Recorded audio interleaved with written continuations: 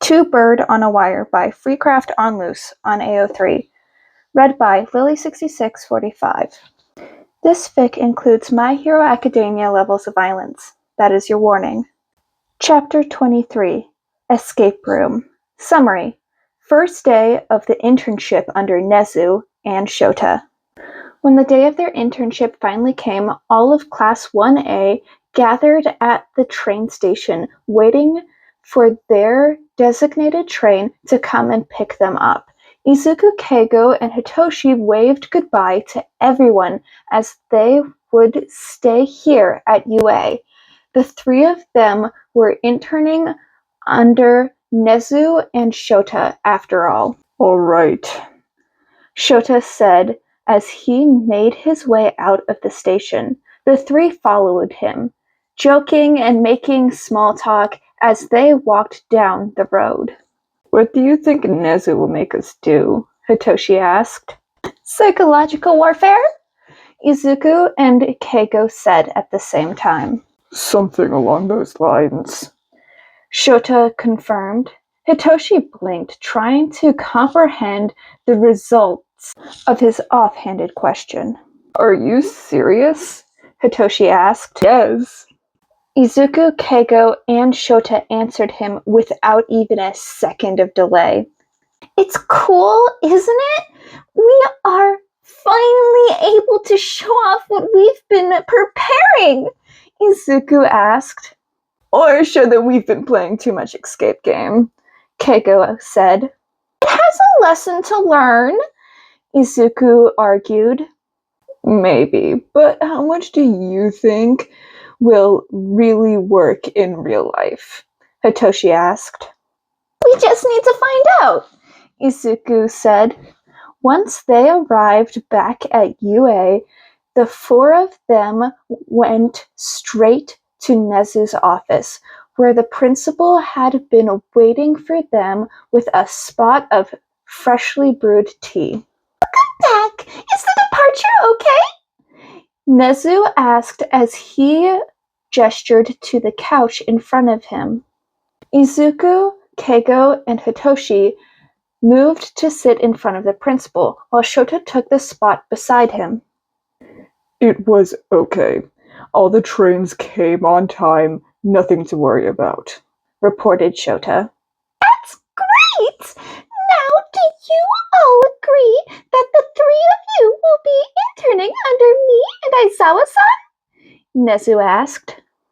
That is allowed, we'll be honored, Izuku answered him, and Nezu smiled. Great! Then we shall begin our first lesson after a short rest, Nezu said, clapping his paws. Shota and some other teachers watched from the monitor as the triplets opened their blindfolds.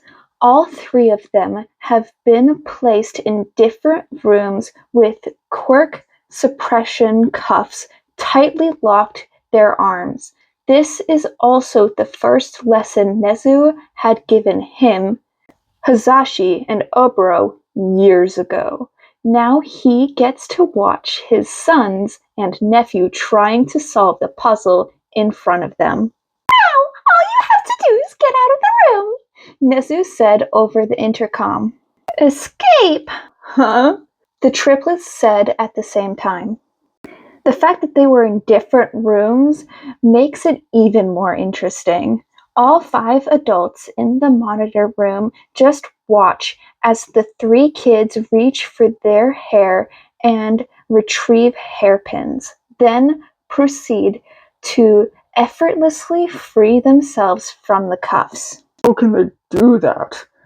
Kane asked as he walked closer to the monitor. His skepticism was understandable. It took even Shota a minute to pick a cuff, yet the kids did it effortlessly. Got to be able to pick any locks, just in case, Hitoshi said absent-mindedly, looking around the room. Cuff isn't even that hard, Keigo said, looking around the room. Right? That one time was a nightmare, Izuku said, seemingly responding to Keigo. Really glad you got me out before anything like that happened to me, Hitoshi said. Now, Shota is sure the three of them are communicating with each other. How the fuck? Snipe asked. We have figured out how to communicate with our people using our feathers, Izuku answered him, holding up 2 fingers to the hidden camera. Nezu, your comm is off, right? Emmy asked. Yes, it is, Nezu answered her with a smile. Then how did they bug the room? Em asked, looking around. Nezu smiled at her question. All right, let's get out of here, Izuku said as they watch the triplets inspect the room.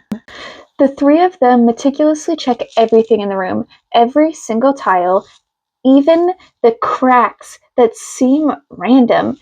Then, one by one, they found the hidden contraptions where the comm was stored. Of course, the 3 of them ignored it since they didn't need it.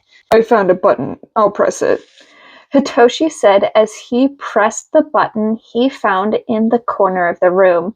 That button opened up a portion of Izuku's room where a set of computers appeared. Great, it's my turn. Kay, help me out, Izuku said as he placed his hand over the keyboard. Roger, Keigo said, and they start to work. Izuku typed in various types of codes while Keigo occasionally pointed out the details Izuku might have missed. It took them a minute, but finally they finished the code. That code caused another button to appear. This time it was in Keigo's room, and that button was locked in a 4-digit combination. Keigo seemingly just pressed random combinations of numbers, but that was the right code. 4796. The lid that covered the button opened, and Keigo opened it. The doors in all 3 rooms opened simultaneously, and the triplets escaped in a little over an hour. Everyone in the monitor room is bewildered, but then Nezu chuckles. Shota knows why he finds it amusing. Since the first day of school, Nezu has been giving the number combination in some weird ways. He also does that to Shota and the other 2. Nezu doesn't just give out the code. He gives it in a way that makes people dismiss it as a coincidence. But to the twins, and maybe also Hitoshi, nothing that deliberate could be a coincidence.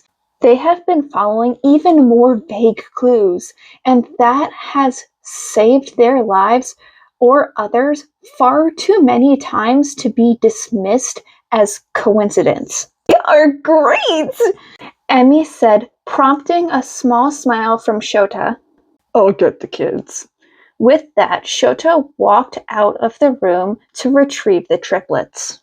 After picking up the triplets from the 3rd basement, Shota led them back to Nezu's office. The kids made small talk the whole time, filling the empty hallway. The 3 of them were undoubtedly having fun, and they should be proud as they had broken Shota's team's own record by almost a full hour. Should we try Stranded Deep next? Hitoshi asked. Yeah, maybe the first one. The forest is too gruesome, Keigo agreed. Right? The mutant reminds me of the Nomu too much, Izuku said. True. We have to deal with that in real life. Why would we want to play a game to deal with it even more? Keigo said. Right? Hitoshi agreed.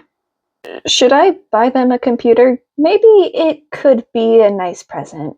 Shota took out his phone and started to look for a nice computer for the triplets, as all 3 of them had been using laptops this whole time.